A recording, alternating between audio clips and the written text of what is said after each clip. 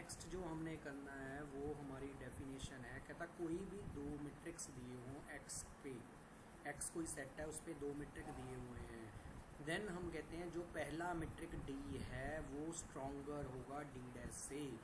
Stronger कब होगा? अगर डी कोई भी पॉइंट का नेबरहुड कंटेन करे, अगर जो चीज़ स्ट्रॉन्गर है उसका नेबरहुड कंटेन करे छोटे वाले के नेबरहुड में। मीन्स कहने का मतलब है स्ट्रॉन्गर तब होगा जो चीज़, ठीक है, स्ट्रॉन्गर कब होगा? जो चीज़ डी डैश में ओपन है, जो चीज़ ये बड़े में ओपन है तो नेचुरली वो छोटे में ओपन होगी। जो चीज़ छोटे में ओपन है जूही नहीं, वो बड़े में ओपन होगी। देयरफॉर हम कहते हैं D is stronger than d dash.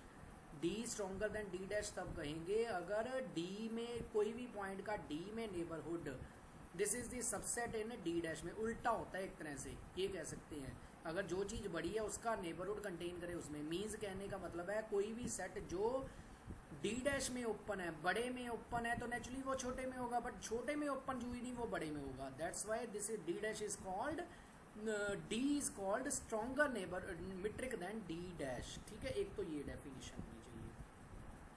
ठीक है, दूसरा हम इसको ऐसे भी कह सकते हैं D is stronger than d dash तब कहेंगे अगर एक्स एन एक्स को कन्वर्ज करे इन डी में कन्वर्ज करता हो, तो इससे ये इम्प्लाइज हो एक्स एन एक्स को कन्वर्ज करे इन डी डैश में भी। मतलब कि जब भी हमने स्ट्रॉन्गर शो करना है, सबसे बेस्ट तरीका शो करने का ये है कि हम ये मान लेंगे कि अगर D is stronger than d dash, हम ये मान लेंगे कि एक्स एन एक्स को कन्वर्ज कर रहा है डी में, हम शो कर देंगे कि एक्स एन एक्स को आल्सो कन्वर्ज कर रहा है इन किसमें? डी डैश में। Then d is stronger. जो चीज स्ट्रॉन्गर है उसको मान के दूसरे को प्रूव कर देना। ठीक है, अब नेक्स्ट आता है कि कोई भी दो मैट्रिक्स आपस में इक्वलेंट कब होते हैं? जब इफ ईच इक्वलेंट तब होता है जब ये कहते हैं हम d is stronger than d dash and d dash is stronger than d, दोनों एक दूसरे के स्ट्रॉन्गर हों, each one is stronger to other, then हम कहते हैं दो matrices are equivalent. As it is दो नॉर्म्स आर इक्वलेंट तब कहेंगे अगर पहला इसके कंपैरिजन स्ट्रॉन्गर हो एंड सेकेंड इसके कंपैरिजन स्ट्रॉन्गर हो, then we say that these two metrics are norms are क्या होंगी that is these two norms are मतलब कि कह सकते हैं हम इक्वलेंट। क्लियर है? चलें आगे। चलो, नेक्स्ट डेफिनेशन है वही इक्वलेंट की। कब इक्वलेंट होगा? कोई दो नॉर्म्स को हम इक्वलेंट कहेंगे। मान लीजिए पहले नॉर्म डी पे उसकी नॉर्म के कॉरस्पॉन्डिंग मैट्रिक ये है। अगर ये दोनों नॉर्म्स आपस में इक्वलेंट तब होंगी अब अगर ये दोनों मैट्रिक आपस में इक्वलेंट है। सेम वही डेफिनेशन, इक्वलेंट का ये साइन डालना है हमने। ठीक है, अगर इक्वलेंट नॉर्म्स को इक्वलेंट शो करना है, इट मीन्स दोनों मैट्रिसेस को इक्वलेंट शो करना है। इक्वलेंट मीन्स पहली सेकंड से स्ट्रॉन्गर है, सेकंड फर्स्ट से स्ट्रॉन्गर है। क्लियर है? चलें, अब ये नहीं करना हमने। नेक्स्ट देखिए, ये इजी है वैसे, अपने आप हो सकता है आपके लिए होमवर्क कह देता हूँ। चलो नेक्स्ट, कोई भी टोपोलॉजिकल आइसोमॉर्फिज्म क्या होती है? ये ज़्यादा नहीं पूछता। टोपोलॉजिकल आइसोमॉर्फिज्म मीन्स एक मैपिंग है, इस मैपिंग को टोपोलॉजिकल आइसोमॉर्फिज्म कहेंगे। टोपोलॉजिकल मतलब लीनियर, लीनियर मीन्स ये लीनियर ट्रांसफॉर्मेशन हो प्लस होम्योमॉर्फिज्म हो, मीन्स 1 1 एंड 1 2 हो, then this is called a topological isomorphism. Same जो ग्रुप थ्योरी की डेफिनेशन थी। अब हमारे पास एक ये रिजल्ट है कि कोई दो नॉर्म्स हैं, हम कहेंगे कि पहली norm stronger than second norm है। कब? जब जो चीज़ स्ट्रॉन्गर है ये बाद में आएगी, ये याद रखना है।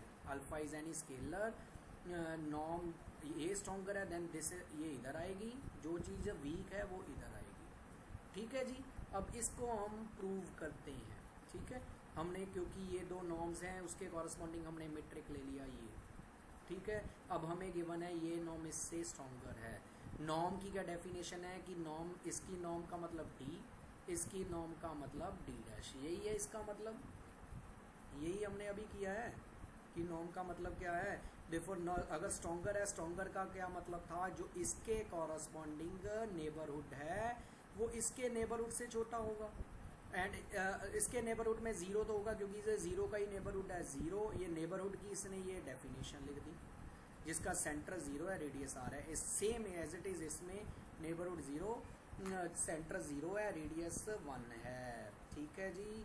अब हमने एक पॉइंट लिया x, कोई भी नॉन ज़ीरो एलिमेंट लिया एंड थीटा ज़ीरो से बड़ा लिया। अब मैंने इसका नॉर्म निकाला। क्लियरली ये पूरे का नॉर्म, ये x से x कैंसिल हो जाएगा, ये रह जाएगा क्योंकि थीटा ज़ीरो से बड़ा है। एनीथिंग को अगर सम पॉजिटिव नंबर से डिवाइड करेंगे ये तो इससे तो छोटा ही होगा। देयरफॉर क्योंकि ये नंबर r से छोटा आया, इस नंबर का नॉर्म r से छोटा आया, तो ये नॉर्म कौन से उसमें होगा, ऐसे नेबरहुड में होगा, ऐसे नेबरहुड में होगा जिसका रेडियस r है, सेंटर 0 है। देखो क्लियरली ये इस नेबरहुड में बिलोंग करेगा। अगर ये इसमें बिलोंग करता है देन बाय 1, क्योंकि अगर ये छोटे वाले में बिलोंग करता है, क्योंकि ये नॉर्म में बिलोंग करता है, तो ये उसके डी डैश वाले में भी होगा। डी डैश मतलब यहाँ पे नॉर्म एक्स डैश में भी होगा। ये वैल्यू उठाकर ये हर एक के लिए एक्स की वैल्यू यहाँ पे मैंने पुट कर दी। ठीक है जी, इजी है, सिंपल कैलकुलेशन वर्क है। ये पुट की तो हमारा ये बन गया। ठीक है, ये तो क्लियर है, देखिए पुटिंग सही है, कोई प्रॉब्लम नहीं है पुटिंग में।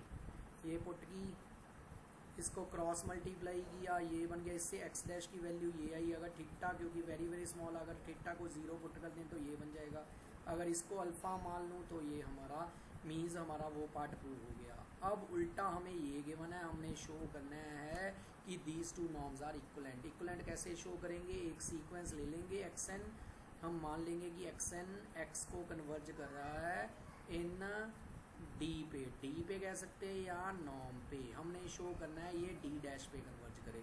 ये xn x को कन्वर्ज कर रहा है, उसकी डेफिनेशन लगा दी। अब हमें ये गिवन है सेम दिस की difference is less than alpha times this होगा, क्योंकि ये कन्वर्जेस टू 0 है, तो इट मीन्स ये चीज़ भी कन्वर्जेस टू 0 होगी। It means d is stronger than d dash. Clear है, बहुत इजी है, कुछ नहीं करना बेटा, सिंपल कैलकुलेशन वर्क है। एक बार ही करोगे तो कोई प्रॉब्लम नहीं होगी। अब ये रिजल्ट काम का है। इसके बाद जो हमारी मेन थ्योरम आएगी, अब पहले हमने कहा है कि अगर दो नॉर्म्स आपस में इक्वलेंट हैं, इक्वलेंट मीन्स पहले ये बड़ी है ये छोटी है, फिर ये बड़ी है ये छोटी है, देन ये चीज़ प्रूव करनी है। अब हमें देखिए ये इक्वलेंट गिवन है, इक्वलेंट गिवन है, एक चीज़ बड़ी होगी एक चीज़ छोटी होगी। पहले मान ली ये पहली बड़ी है दूसरी छोटी है। अगर जड़ी चीज़ बड़ी है हमने अभी कहा है वो आगे लिखी जाएगी, दूसरी पीछे।